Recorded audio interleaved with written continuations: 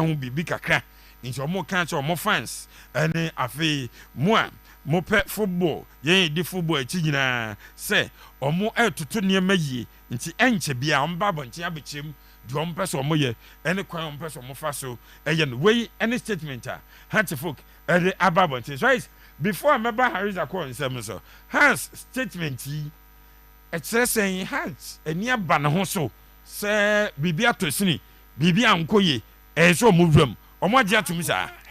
I would want you to finish your voices in so when we take it, but in the ensuing question I will be say has any aba no so no the afterwards what you do afterwards na betches when aba no so. Okay.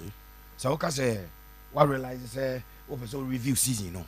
Now we na bia okay say coach no review season no. Why are they into on tra? We are the on tra. Then you who dey when aba so. So clearly every management be was as be ano. Say afiswa you do a review of performance. We call it performance review. Normally our education health sector almost say appraiser. Akuma FM 87.9 Kumasi. To be able to find out nipa no na ni KPIs near the key performance indicators are what set man na dey. Emu de hin no miti ye. De hin no miti. De enti no miti. De na betima ye amana miti.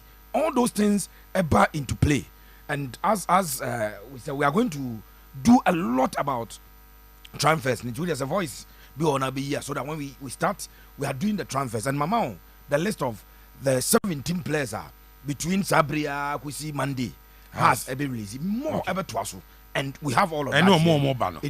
And no more nano. Yeah, because board of directors. If I look at recently. You need youth. You don't need old men to come around a club. Would they have time to come around a crowd of folk? Would they have time? Those board at the moment who are there now, are they going to the training ground or going to the camp to look at Akuma FM 87.9 attention. Footballers are like women. If you don't give them attention, how do you get results from them? Hey, and the Harris Akko, I can't ask them no. See, omo here young men to run the club. No cressa, a young man and a hatch of book, here. And now say energy. Mamma Tuaso, Sam Johnson, a former player, at the Matt Hatchefok, or say, players are more bo Hatchefok, say, no, said to do name deserve, say, has Jason no crown, and car your maquine, and more essay Jason Nibby. Now, what's your ball? Akuma FM 87.9 Kumasi. A wolf from now. Crab you bet me praise you on nano gamer. Omni Asante boy, and though they lost, what did you Sam Johnson? It's funny, you can see that today's game is a very nice game because both teams are playing very good, but there is a lot of inexperience in there. Has a top club that Real Madrid when you hear him say. Akuma FM 87.9 Kumasi. To Omo run a club no administrative side ni no be able resign. Sure. And Sunny have a second players. Better now the matter that Kodi baby I say will be dodging a matter come now. Into that discussion you tremor order that. So we have seen now the say players near quality player. Didn't ya? Last time rough no near blue I say. Asama has a full coach never catch say team no or quality materials. Non the one year changes baby said you'll be make catch us a coach no name the hawker. Nam phone communicating man say on bay changes. My house and pump 20 players. Nekobu's a coach. I say yes, we needed to change it because Akuma FM 87.9. So you can say I'm not transferring. Transfer news and Uremo Kotoko and remember 5 eminent signings of Asante Kotoko. And then discussions ni guswa koswa Uremo has foka has ebe just a place we quite no more wie omo ba. And it has recruitment. I am not happy how I'm approaching recruitment. Yanyana sao. I'm the house I do recruitment. Says Tivo na pena. Onkwa na pena intino. Otrawa tama opediano. No akwa fan. And then you be transfer window now. 87.9. Apart from so many Ghanaian teams, every player. Agents are lurking around. Yes. To take players to Libya, to Ethiopia, to Rwanda, to Tanzania, and all the other leagues now trying Western agents trying as a players at Yako. It is all train baby bear. A bit on my chama in Morrison Econ and has now come has bear 17-20 players be and one some on our images. Yina ewa habra Pepe Suarez Edmunchemu eba 17 players to leave Hatchford. Pepe at that time there's 17 here to for Alawaka 18. And Akuma FM 87.9 Kumasi 20 be bro abusapani. Wow. Bro nya hwe ha dwene say enkofa dwene mo say de ha dwene na me be kire mu no. But has team ne de abusapani from the head coach. Na say has some goalkeeper trainer wa giant contra US. Steve Onimza. Say has goalkeeper trainer oni Ghana. Oni mo ni goalkeeper trainer. And na mo no boy on goalkeeper trainer. Oni hoko. Abusapani has no me say no kure na asawa asasi so. Esa nka odote ne akambi mo twom mo free team no ho. What the hearts of folk? Africa, wa konka Africa da. Hearts of folk o catch house ni se Kotoko. Akuma FM 87.9 Kumasi. They feel that they are the most successful club in Ghana football. What they know at the form mienu a ba kuno here a point to survive. Ba kuno here 3 points to survive. Obi da so tozo na board management there. They have the men. You look at the caliber of men. When to me and catch say, if you look at the caliber of players we have and the caliber of coach, I say, if you look at the caliber of men on the board, we have already taken 10 things around. Yeah. They've been there. Has no Umbro contract. Now no get any Umbro better player and Jamanka just say, and no penny idea tell more because no more flyer, no Oshadiana, but again, no as Umbro has a giant Umbro 2 years in it. Akuma FM 87.9 Kumasi.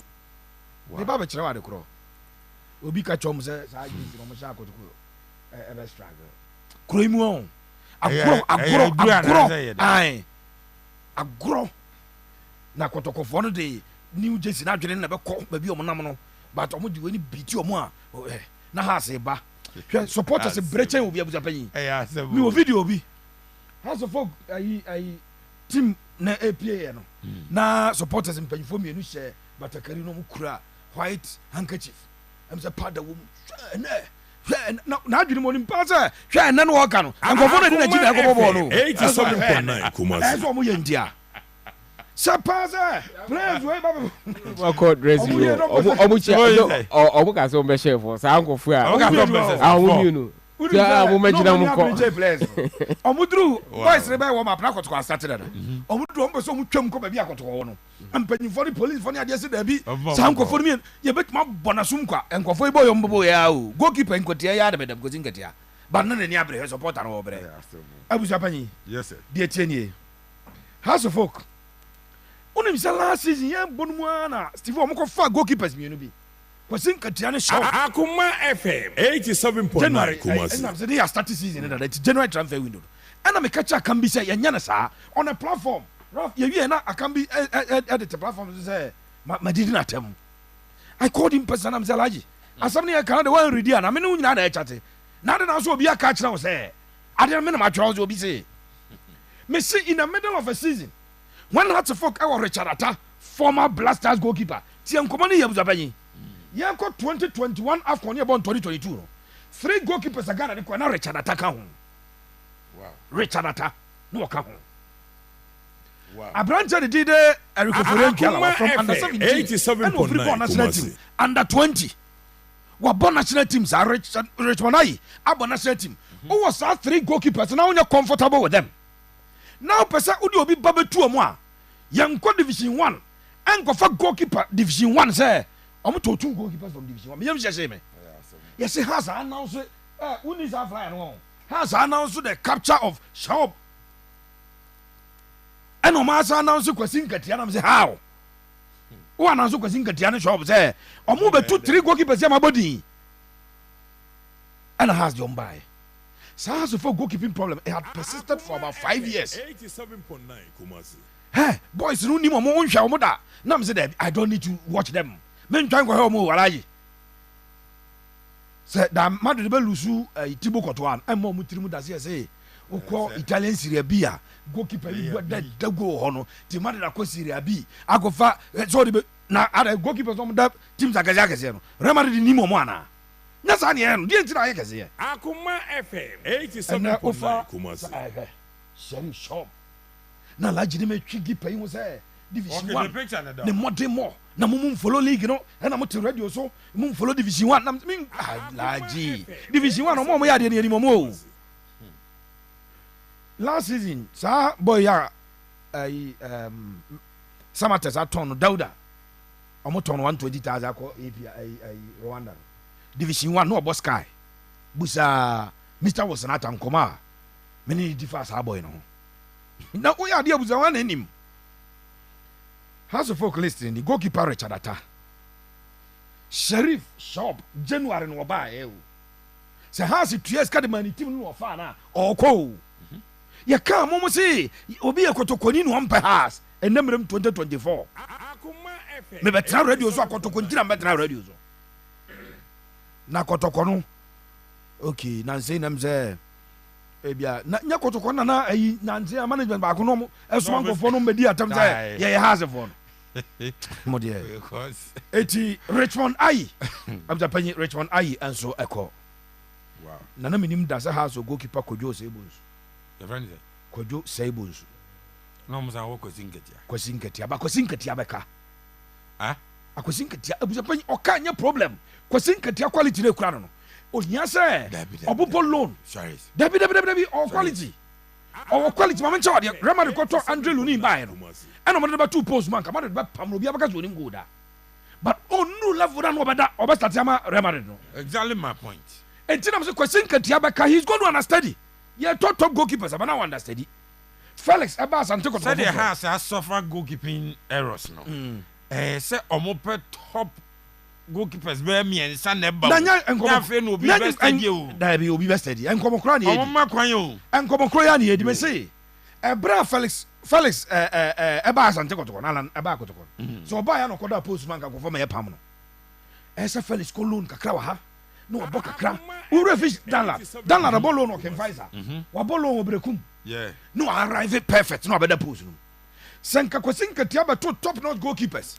ana buja panya wo mu a FA Cup bi ne na dam no understanding kakra no akobo loan ha no aba obepeja sa na obi aye no Europe Arsenal akoto goalkeeper 1 million euros from Ajax Stratford Arsenal akoto naba o maso obeda Arsenal post no mo o base obeye Arsenal understudy goalkeeper kakra e bia in the next 10 years na fe na wa machu a obeda post no eti Kojo Sebunsu Richmond Ayi Sheriff Shaw and Richmond Richard Ata na mame nchira di bi ewa ha well listen Linda Intangi ewom okay Glade Otanga ewom Salifu Ibrahim and so House for a repeat the mistake na Kotoko you know with our first announcement no anything some of the players omo contract and aso okay and omo kra na nya willing say omo be renew okay but okabo musa the ever to jan say wasake 20 wasake 18 wasake 17 wasake 10 yeah esa o the release ne ba uye nchirichiri mu no Glade Otanga no contract aso o se on to aso biem Abrante de Linda Ntangi ne contract aso on to aso biem emfa makra hatefo 87.9 Abrante ne dide Salif Ibrahim no ne contract aso on to aso biem Yaman bye bye okay Kofi Agbesima aka no 1 year contract Kofi Agbesima walks to House of Folk and demands my contract should be terminated. So my catch anopai Abrante from na me say Kotoko a player no NS no opposite terminating the contract any professional na professional players na here omo cause be terminating the contract who the omo here ready to buy themselves out of contract yes now they will be assign wa won no contract no Sesia is a Kotoko kaso opam na on gazo mo maniska on gazo on go president committee now they no answer abazi Kofi Agbesima anya de obeko has ne Kotoko no samo kai has ball 3 back e okroma na ye Kofi Agbesima na da bi ombo 2 central defenders Steve Adam for back friend Thomas Winimi Dano Thomas Winimi has ni no I let ni akwa has ni support I say Thomas Winimi me ya de cheni bebre ye area ho ba se ye bogala no be ye mane mobi wey minim poche ntinya betre beba Thomas Winnie Echo Okay. player ba Costivo e yem nwa kakra Rafa yem nwa kakra ye living shots Arthur no a left back at the man Tamale City no one of the exciting left backs in the league or starting league no or starting mission bear 4 games matches me problem is say I was about to play for Kotoko has enough form Sure. boy no age on the side now go find buy because no one of the exciting left backs in the country Yeah. last 2 seasons league near boy also echo Now Rafa near breed development. na omo de Zakaria Yakubu bi development. buy omo introduce Zakaria Yakubu no also buy with a lot of promise has folk age and kwan Isa Kuka has age and kwan Enoch Asubonten Enoch Asubonten dem bon deep na makai Kofi Yesu hwie sakura we pa se no si tiem hwie ni bi ne du bia a Asubonten no timbo pa o oko Suraj say du de ne yem nwa che obi a because Nasa under 20 no ye a member of the squad Yeah. National under 23 yeah ko Morocco akobo AFCON under 23 AFCON na Suraj Edu kan the local blasters Black Galaxies na Suraj Edu kan So what is it? I don't know Also on renewal now. nti e bia ne contract aso but nansi ankasa kwa team nto nza nya bi mo 87.9 Evans Adomako anopambo ni de obi buzam na Evans so no de no Karela but enye the Gomonga sana menua ayi PJ Mose na na bosa by na PJ na ye public relations director na my first interview with him o si Pepe sa boy ne fe Evans Adomako no o ye Gomonga o man 5 chances o she 4 o man 6 o she 5 Evans e ba ko to afa ba sa ko ayi o ko bogo su fa o eti Evans Adomako off House of Folk wenya the obebo Kotoko no ono so echo Nuruddin Abdulaziz the element tiase and my place call ninya response on the player has FM 87.9 Kumasi. South Africa No, for year no Masani, surgery yeah, has is come to and if I tell you the amount House of Folk paid in euros So in this what is kaketwa eti ma make you call some person tiase once ninya response no Salim Adams another player has based on omo agreement bi omo ne some class TSG of FC Cincinnati mo e ma ne ko ball Cincinnati e buy yes so buy an attitude Wow. mako US ababi awura ne mu ene ade a ono so eko tebta pani let's yam boy plus 2 na de ma ono kwakura e 19 but I'm hearing that some other players consideration but so two kind has let any year almost some betena se no ma a review of the entire season no Yeah. na maka cho say technical bench okra no ebi mo propose and I told you on person mo ye on person mo ye Abubakar. technical director Watara. ebi mo say yakwa no kwa no technical director the last job no say no technical director o work Yeah. ɛna da no ɛyɛ me yakakra bra Togo be share supporters no kuma sa game no nso toye on be ball friendly match bi wɔ forestry for no park no so ɛna ɔkyerɛ mo so say yakofa coach kwa waje Champions League but am say no say on him po uka coach waje Champions League ah uko work for no head coach no waje Champions League ɛnyɛ Watara. walid waragi na ti no but who say no omo de sa title no man ɛnɛ ɔmo dwene ho sɛ de yɛmfa no kɔ technical director no has dwene ho sɛ ɔmo bɛyɛ appointment new appointment fresh appointment goalkeepers trainer ɛne saa nneɛma no nyinaa no ɔmo reorganize the technical team now afei no ɔmo bɛkɔ players rafa list but wɔn mu deɛ ɔmo ankasa nim dada sɛ yɛabɔ di maria di oni adada yɛabɔ ntangi di oni adada Yeah. yɛabɔ otanga oni adada Right. Salim Adams has stopping from training dada na ɔmo anaka kyerɛ sɛ mo nsi training grounds obi Kofi Agbesima ɛnyɛ training bi eti players yi bi deɛ bebree kura no ɔmo ɛnyɛ part of club dada but officially has to communicate na afei wɔn atake no from there opa yɛn hwɛ wɔm oba incoming players and the delay ɛkɔ so has aso yɛ no musapanyi I am worried ɛha me kakra Pepe Suarez. Ma memra Sarafo na menhwɛ. Two teams no. Omo gusu omo sign. Na no game ya omo ebo ye yi.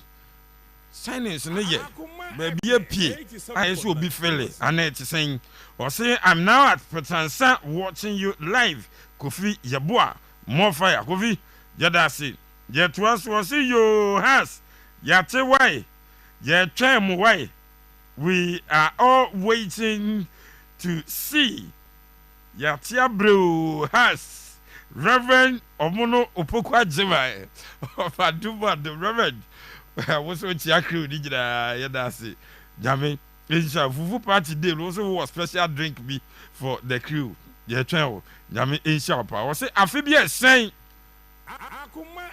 accolade of Heart Folk as a Kiaboa Pepper Charades more fire them for me Isaac Akroma and Asadi we are live on Facebook and it's joining our Akoma 87.9 FM. Seraph, what's a true size Nina? Signings no Kotoko dia why has Guso Osha Kotoko team no yeah he na so mo Philip Heart Folk and for money nchire Jemshe send it here. Se me share release na Heart Folk ayeno and you're more mature. Any two signings now, my any asemo more can do team or my confused ba Sir. So go so your assessment. Go so ye analyze their recruitment. Perform by analysis by your assessment in a year we not league you know league the fixtures na ba 29th neighbor. They are still analyzing and young one. But two on the part of Heart of Folk. 87.9 Heart of Folk a feature almost two players are almost a signing or not because they are local players, at least we know them. It is now for me, with the exception of we know in the born, in fact, in the local scene, when it comes to their performance at Nations able just a season of Nations boy, you know. Nations, a lot of their players excel, but consistency is the game. 87.9. A original game, there was one a year commentator no a pass another corner they know a pass on him, and this is what he said. Until say Kotoko strike and by man a tough time, he seemed very solid and stable. It would be on him, but not Ojibor na or overly a bit a yikakra, but I can understand psychologically now so on person bears or panic. To Ojibor na but he was very comfortable. Not me Ojibor no very comfortable in defense. Again, the interventions na okay. The only challenge I realized is so Obo a robust, very solid striker. No better. She has team nanka hefa areas bang. And now she has a consider by 20 players from the technical team from goalkeeping to attack. Hifa and has more money call money. Has every department of Heart to Folk here a bit of inclusion. Wow. Yes.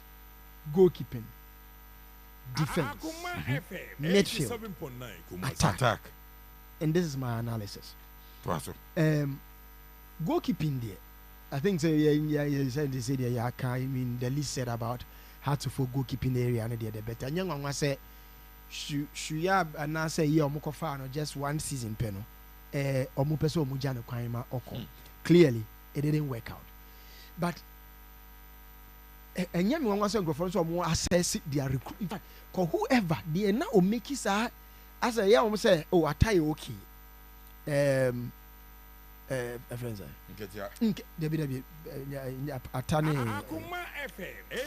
The other one. Ayi mensa. Say ayi okay. Inti asa kiede.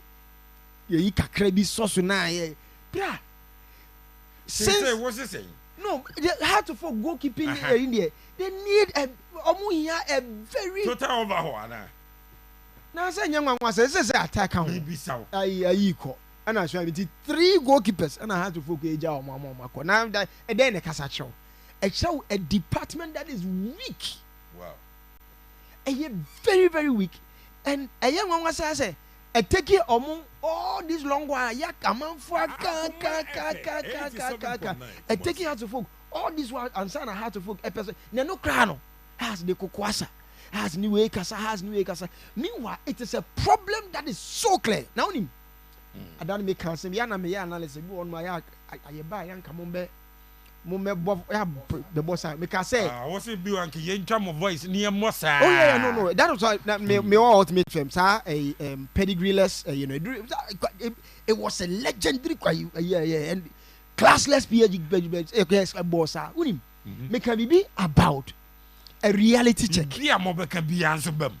A reality check. How reality check? Now me catch you say. I was hoping say has been a reality check. Or a fee. Okay. Mekai mo nsem na mo ka no. Na amanfo se be from a profess.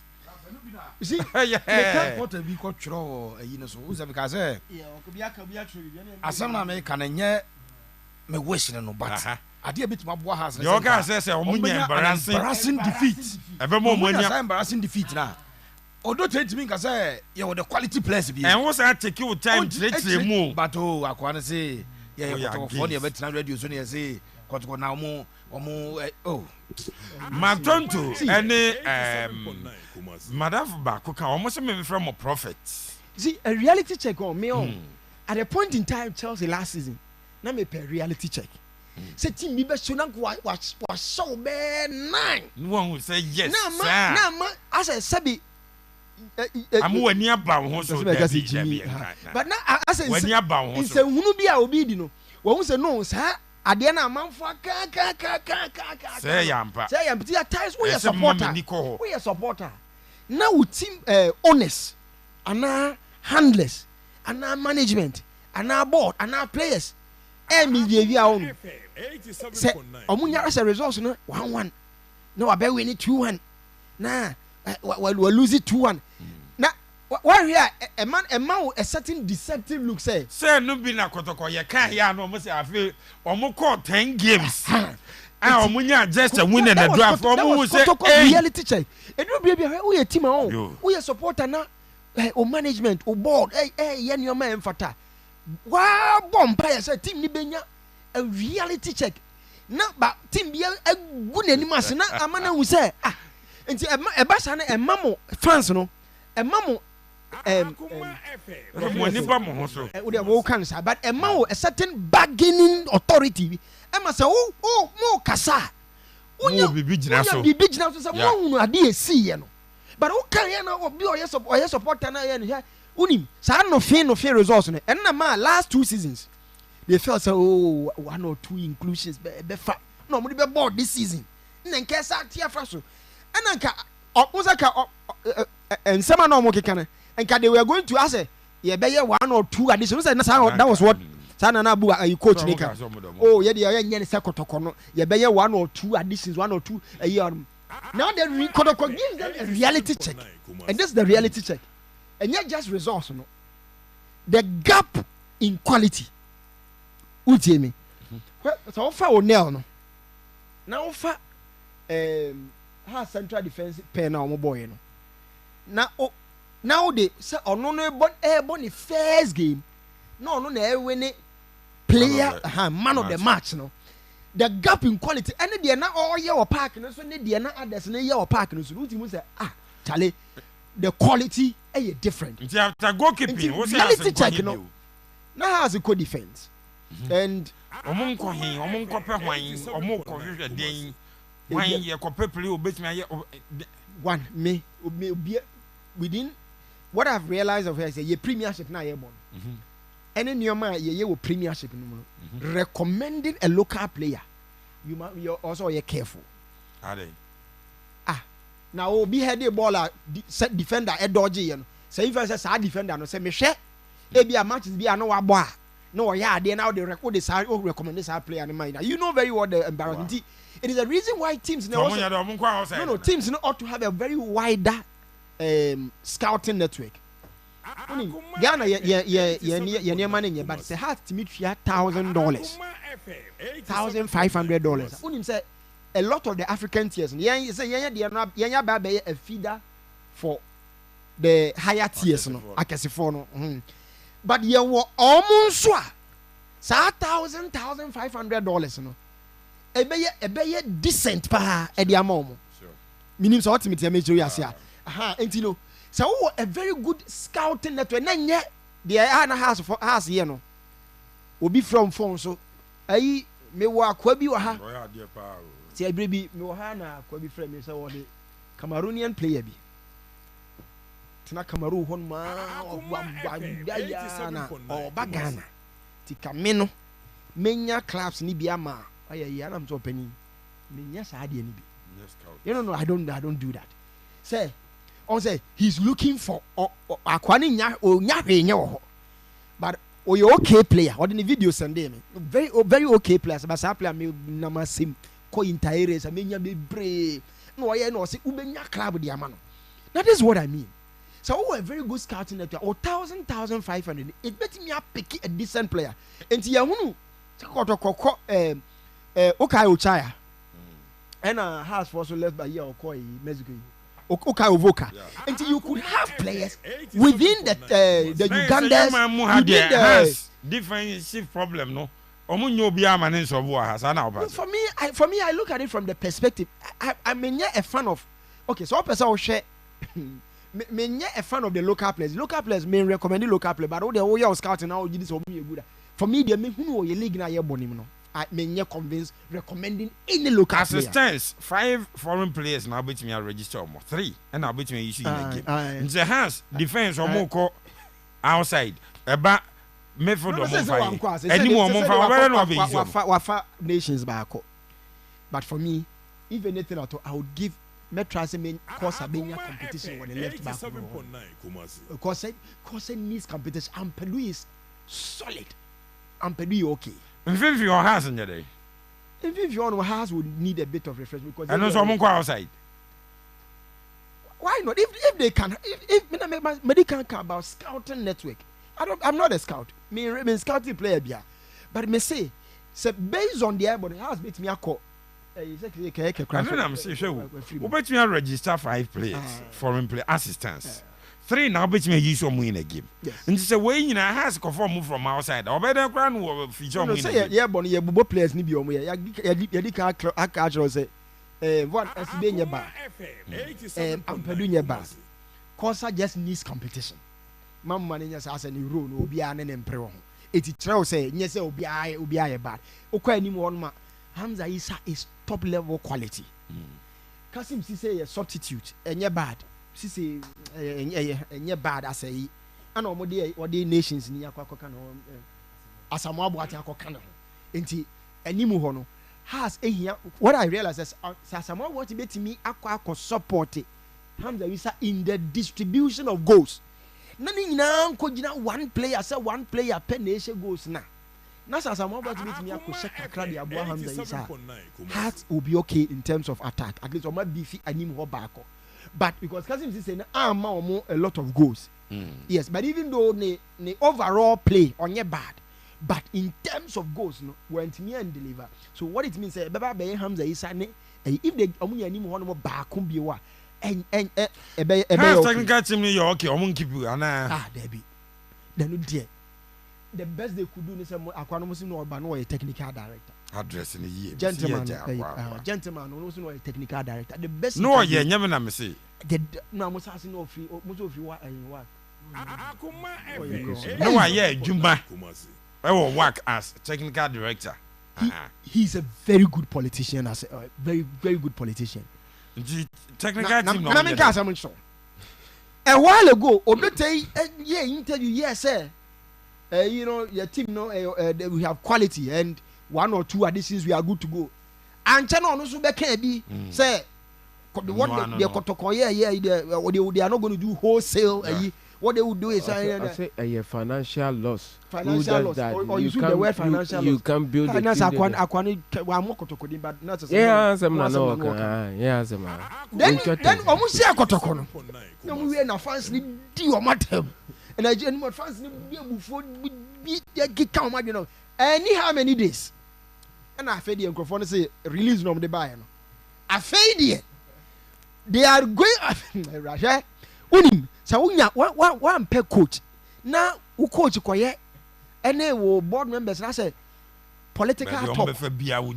Political talk. I said diplomatic talk. Now so my the man everyone my mama Nije Prosper no Prosper could is able to disagree with the management to say side no money day. Last on here under Nana Ampon so was me here how many players was 16 or so 8 players to tell you say omo am no omo here adwuma enye Prosper so has to minus enye papa no so you will tell them but hard to folk needs omo here omo kofa coach ban so they have shown me with hard to folk say they are not going to me rely on and yes I make us omo copy coach from that but from Matic before Matic crowd they will kwa first so ye pamo Samuel Bodu free one post Samuel Bodu appointment of my nyina I'm for calling for reappointment of Samuel Bodu. Do you support that? No, I don't support it. I don't support it. A setup to fail. Mesa Bausubio, so Meton catch I'm not so say good evening. Audiophobia, please. Our management is not serious. They are reviewing both technical and management teams. Yes, we don't have a coach. They should bring back some Obuedu, period. So, let me share had to folk team, yeah, and maybe I say, has team, no? Before, no, it's a rap, them boy, mommy, and some cry. Some me catch them symbol to Jay and one name and no but why convinced and now you're convinced? Saturday, I hear now that be. Oh, no, it's too early. Be anyway, in the game, he was okay. But to conclude, say it's too early. No. Footballer BN nimbo ba obeka say too early. Onya ye so onya de. Nya bete.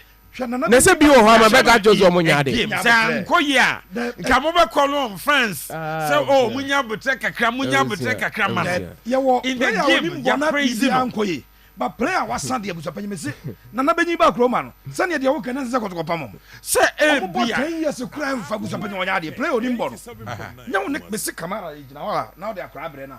Obi dey those days people makura bi ball control. Coach Kamara to me hey moment control ko say no mo go etu. Obi wa control na ono wadi nkomo I encourage you say no wadi awkwai. Ba na nya ha. Manja ye chia ho. Ball no dey pem fom. Etam panyi play onimbo obo de. Sir. Me catch us abusia. Me twa ontro da. Me be ka kwampo bu asem chiro. And just a bad player. He can have a na Sergio Ramos nya bad day. Cristiano Ronaldo nya bad day. Lionel Messi nya bad day. Dana AS Roma share Barca 3 Champions. It was the worst Champions League night for Messi. It's just was only ball when you bad day. Obi on wa da bi obenya bad day. That be the bad day because of that. What's that? Bad days obaya bad days Pepe. Mo de mo no. Mo nya betre kakra. There be nya betre bia bra. First day me ayiso obobo. Gledo Tanga. I didn't need a second thought about him. Hey, when we play a midfielder, there be unya za obadwene ho biem. Busa Kotoko supporters are omunim ye close. Ebra me beye Emmanuel Ntwi. Ba ko frame Pepe, ye ntrama mo ntra radio so en happy players ye akoto mo ba ye nam se unim no. Na no ba ko frame. Ono kro so be send them a credit. A band 200 series a mile. Me kwa ban man. Say na oji akwa hu nam se ya me nimo mo. Kotoko signings no mo aye dem bisa wo. Eye himfa biu na omo nhwe enya wo boys no mo assign no mo betimi abe make impact bi e wo Kotoko team no so. Let's look at what Kotoko went through last season. Boys you mo assign wo munyi eye wo mo betimi adi impact bi aba. But still kakra bi on Has team no say technical team playing body himfa Everest Has in the day list be about 20 players be ebi omo ja omo kwan omo beshem eni alba Has hwe hin attention no goyi 20 ne dey so Has ka omo peni ya nanka wo say ka players 3 ɛwɔ hɔ na nka ɔmo tɔ bi ka ho nye huru na obi ne huru huru ɔmo me say I can never support them but I will always respect them na nka wɔ sɛ Otanga ne yɛfrɛ no sɛ Linda ɛne Hamza Isa no ɔmo nkoa ne players a wɔ sɛ Kahas sa aye na nka consideration bɛ mu a na ɔde ampadu aka ho na nka ɔmo ato bi agum na Kwesi Nkatia nkati enye wa na wo kana haze mpasere na wo ni wo twetwe Dabi, dabi. ai Ah, wo me gina bisa na wa- ne boys na wo sere nkati ana wo betena wo za bo nkati adi e me bisaw ma bofo wo za de nkati ha de ne be hye hen wo phone abusia ni omo Awesome. famu last year no ho ni omo famu last year no na omo go through the phase of last season ni na me dwen say has ahyase toto players a omo announce e baba bi e duri na afi no mo assess bibi na me ka se de osuru kodubunu no kura na omo pan no na wa wo de abre etigu mochi a ombefo ahye wa mochi so ati ase enti ne ha se famu last season a omo atwen ya ma biafo play edu nkran asa fa bia ba kuma ase ne de e kire se bre no be kwa kire because coaches ne ma yete ase se sese omonya dai abusi omo pe quality players enti petition na Kotoko de ama GF na so omo support omonya players na me- quality ni bi me omai dabi ma kanda say ye team no ni enti aba from say nanim onyam no ye the ba from division 2 ni division 1 players that shouldn't be the case me ya Kotoko ko kan so na mo se ya game me start here na ekumase ye femu na me ka kire us adi say there's no way say was Kotoko ne has assign local players no it shouldn't be the case local player obenye mo awura no it should be a goalkeeper and I say a very excellent player to say okra musa suni bi na o say Kotoko ne has so to me the level no go outside the sana and my player no about division 2 ni division 1 no feel say obi man a chance to play Kotoko no di nsamfo no say bi won say club ne stature ni intinya de da form ma Canada say ewiase nyina aye foreigners and ma league aye papa look at the EPL look at the Bundesliga go check all the leagues EPL agd ko Liverpool starters hwe English do do almost start saying Alisson Becker, Virgil van Dijk, Robertson, Konate, Wataru Endo, Zoboslai, McAllister, Darwin Nunes, Mo Salah. How many English na mibo mudin check Manchester City, check Real Madrid. Ubenya as many as 17 foreigners or mobile Real Madrid. Spain for ni bi ni o. Inti eno in a sense na marketing tool. Inti wasa mu jai say cap bi da so no. Also team sign 15 players. 10 team started. Now one a goalkeeper. You get it? That should be the case. Until you develop it through baby about say you don't play a crab. ka sim no has nya ne dai Coach no mu nya no kan. On team mo. sa Has na nioma bebre. Abusu am show mu closely. Utimi say a lot anya right as has. As a sunsumu nim ena direction bia nim ena they don't know what they are doing. Sana mi hunu. Say my monitor mu closely and send be how they we are me no be che me ntimi kan ha o hwe nneoma ekoso wo mu a enye even players now mo boy yi ne enye has na first kwasi ada me say has a bomb match na me trend because me mpese o mawi ni ba we dey don bo teni ni cruise ni be hye Enesa has ifo jiga akrala info ni jiga from match zizia one mo 3 oh abuso akrala Lions na hwe last season no ontimi hwe we mu 3 has the 14 Accra Lions the third or the fourth now say Accra Lions abuso opa ma na Ayas in Shema for has do ombeji omudin opa ma ombeji omani has team na me has share team we be din so be show be team e organize and just for say I also mu jam players in 3 anka players I can't 3 na na technical team omo kope fu omu nyina me omu nyo ba wo so na Patrick Jobefi Jovi so for say good evening, greetings from Tachima branch of Jovi. We are doing the listening from Tachima Central Market Garment Line at the top of Finger of God Information Center. I have one submission to make. It is not shameful cry if Kotoko and Haas take Pepe as a consultant to help them build the two teams to come back to their original standards, because sacking 15 to 20 players every year, wasting money here and there, giving the supporters broken hearts. Take Akoma Sports crew to solve these problems once and for all. The best option. Patrick Jobefi, Reverend, yɛkyia mu nyinaa yɛse kɔyɛ consultant wa Kotoko de house. Yeah, me sama ka kyerɛ sɛ magiska. Me a me ho nipa paa bɛyɛ Kotoko panyini da. Na ɔpɛ sɛ mbɛboa no. Me bo sika kɛseɛ paa. Me ntimi nya Kotoko na me sa yɛ te sɛ media general adwuma yi. Ebi mo ɛyɛ de combine, I can't do that. I'll do a full-time job and you have to pay all my privileges and your monuments na me nya no. And Kotoko and it has standard no mun tua say scam. Send me ka who is coming I 100 of who needs to see me come a come from at least buy a better chance you be din come over her CV in dollars and I say oh there be cities over her certificate in a son in your man. But what can dollar no China yen shase okay ya brand coach ma menye mum hats of folk coach no or technical director na beboa sir me no ka say me no and now this statement o be kan say me na has this statement aba so mo person mo o kote no me no ka say one Augustine Okra kusie adi nkomo anya personal agreement with Augustine Okra so Okra yes emra me bo ema Accra Hasofo na Okra ni pa no bebre enim no China yeso no Okra ni afa ni bail ebre osa no ono ya akra no okay oboase meeting that famous oboase meeting Mamencha Francis. Oh, can you find bail? No Red Bull Soccer Academy. Baby, as I say, I wafa no. Near for Red Bull Soccer Academy. Na bail no. Born there, Akodane nimbo. Say wa match yo. August no can has a dim come. Abuja penny action and free house as you ma. Ham you. And no near sem no. Couldn't negotiate said day. Omo dim come na chair. August no told personal friends there.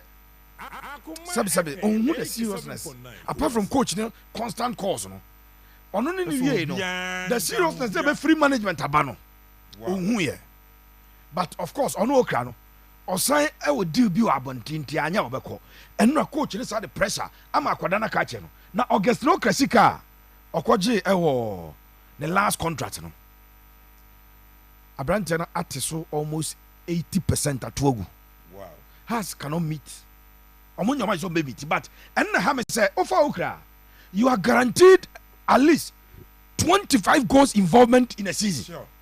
That I can bet my last penny say well before get no Okra league in Biano. In terms of goals involvement direct so obesha so by assist no obetimi 25 goals involvement has ever call bonten akọfa player be trying to cut $3,000 August Okra ka so obeji 2,000 1,500 has in point for one TV that they think that a local player there untimi beyond 10,000 cedis. Some attacks announced at a man for Africa. So bet me abo mo say house for and o wa kan so atreman ma me fan to just say so atreman for enya Okra. Yeah. Wo mo ebefa. Experience o guitar form o guitar no. Say house animre ya. Omo fan Africa. But unim say Okra ebeboa house pa baby house one. They will need the experience of a player like August Okra.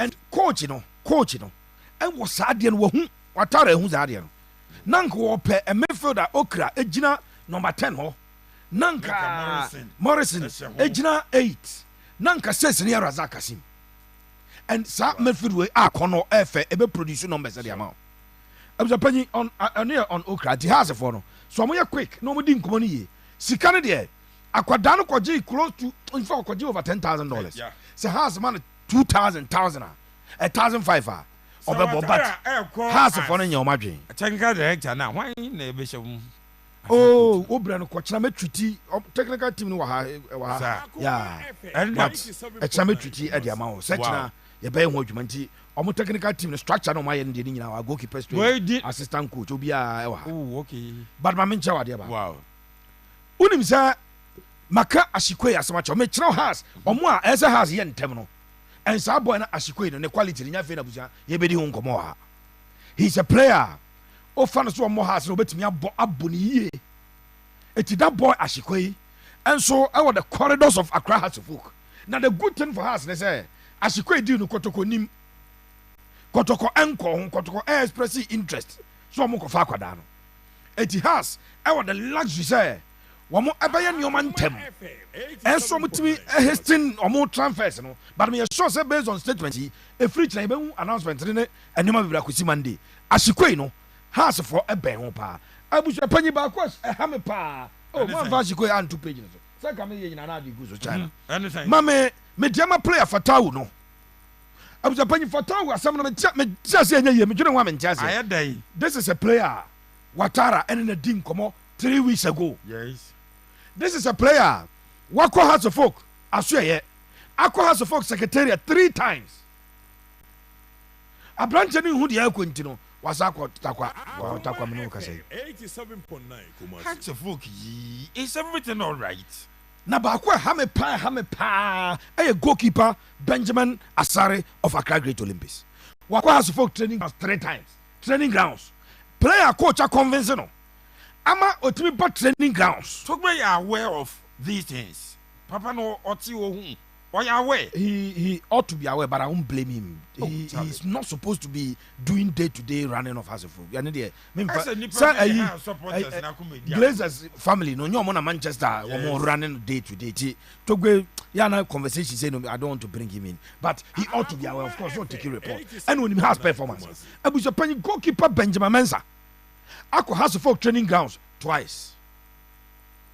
Unim sa House of Folk. Saa no moyama antwi bebo Kotoko asa wo mom na wo rush omo da bia no afre wo na afre panyin no na wo frɛ panyin na akosi san na mayi no se mo yɛ ndan asa wo na wo frɛ abranche na din ade fatao mediama left back no unza has yakasa left back no Dennis Nkrumah Kosa yes Kosa ohia competition bebrebe Kosa obi o compete na anka wait wo putu ono akra nko obey ho adwuma ama ne so ate nanom be chew Nico Schlotterback before the season ba akra ndey any say said ne so ate because we a footballer yeah Abranche yakọ House of Folk training grounds wakọ has secretariat 3 times say am no ka say oh takwa wow so obi for phone friend say see Kotoko fo na so obi for phone friend say see ya ubos Abranche kwa kobo because so ntime ntine fi in the name of Ochwen House onhu dia wo ye ade no onhu so and onhu so obusapanyi ontena sure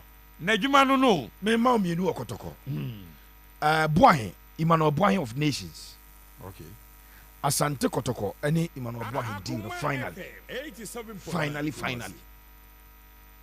I done wow na Emmanuel Boahen the board on nimbo Boahen Kotoko asanya Boahen account team no yes Kotoko ni abre and no me man 5 and na Kotoko defensive midfield no omo Felix omo laki kakra ma mencha wade Michael Chedwamana no wakache coach no coach adin ko se coach afi ma mo 8 wate wow bebo me pa ma mo 8 enti Kotoko Michael Chedwamana ebeko 8 almost 6 enti ebema 6 ni se aka Solomon Kwaku sa young boy no omunya central defender bi no jable amana be born me fa blade se se chire wa coach no unse blade is aging a little bit and they don't want to risk him maybe or kupra unso no bobo na ne commitment no and no obi busa se Kotoko play bi enya player supporters e do no e change Steve Rodo Justice play one of those players abusa panyi pepe mame enyo mame ma we ni me fancy